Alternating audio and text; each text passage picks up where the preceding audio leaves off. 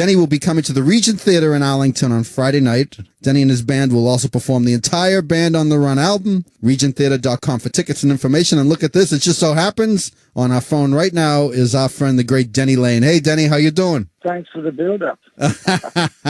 Well, you are a dear friend of the show, and we always love when you come to Boston. Can you believe 40 years since Wings Over America? I went to the show at the Boston Garden, 1976. Yeah. Still great recollections of that tour? Oh, yeah. That was when the band was at its best, because we played all those dates, and we got to be like a real band.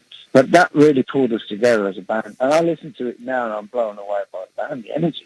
And I never really listened to it that much until, this year. So I'm doing the same thing. I'm going out with the band. I like playing live. And I'm doing that album, and I'm also doing my own stuff as well, Yeah. Going out and say that my work stuff. My favorite Wings song of all time by you is The Note You Never Wrote from Speed of Sound. Well, it's Paul's song, not mine. That's correct, but you sang it. He let you sing it. He wrote it for me in mind because, first of all, it was the 3/4 tempo, the same as Donut. And Paul was always a big fan of that song. When we played the Beatles' second British tour, I knew Paul from the early days. So this song was written with that in mind. When you come to the Regent, you're going to be performing the Band on the Run album. And I remember, back then, Wings was still trying to find their way. That album cover is pretty iconic with all Christopher Lee, my favorite horror story actor. A very diverse group of people, and you guys are a band on the run. I thought the album cover was really great. Well, it was whoever was in town, but I know Paul asked John Conte because he's a boxer from Liverpool who he admired. And it was taken at the same area, the same park, as we did a Wildlife album. Wildlife is one of my favorite Wings records. Of course, I love your plaid pants. Mark Bolan asked me where I got them. I said, well, I'm not taking them off and giving to you now, Mark.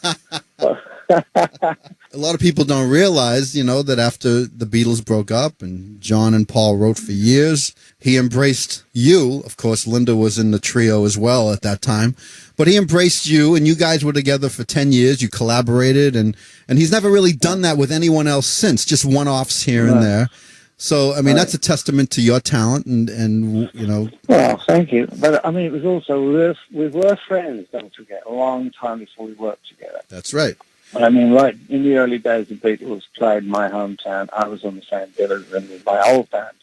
Then we met them in London, and the Blues moved down, and then we got invited to be on the tour. Then they got us in with Epstein, and we signed with him. So it was a very close-knit situation. So he knew me. That's the main thing behind it. And I think with other people, he didn't know them so well. It was harder for them to working with such a celebrity. And a lot of people can't handle that. So I just knew about all that, and I'd already had a taste of it. And we were very, very similarly brought up musically. Mm-hmm. We learned all the same stuff from Radio Luxembourg, which was the American Forces Network in Germany. We had all that music. And really, that's the kind of stuff we could just sit down and play any time. Did Brian Epstein manage the Moody's back then? Did I read that correctly? What was Brian Epstein? Well, it was okay because Brian had NEMS Enterprises. He had Billy J. Kramer, Sounds Incorporated. He had a lot of bands on there. And Jerry and the Pacemakers and people like that. It was like an agency. So we were part of that agency. And we got the Beatles tour. And we already knew them from the clubs anyway. I went to see people with Paul, like Jimi Hendrix for the first time in the Byrds. Mm-hmm.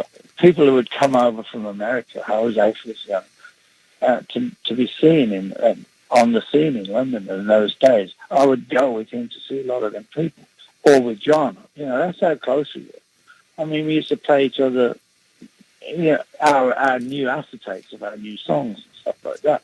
So we were pretty close.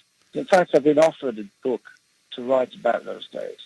And I've just talked to Paul about it, and he's all ready to go with it. And he also is interested. Well, we are going to put out the Holidays album again. So he said, well, we'll just look up and see what the old contracts were and get back to you. So we're on that sort of level now. Well, that's great. That's good news. Denny Laine, everybody, at the Regent Theater in Arlington this coming Friday night, January 27th. Go to regenttheater.com. Denny, always nice to have you on the show. We'll see you Friday night. Travel safely, my friend, and I'm looking forward to hanging out with you. Cool, Chachi. You take care, man. I'm looking forward to as well. 3 cheers for the girls. Hip hip. Hip hip. Hip hip.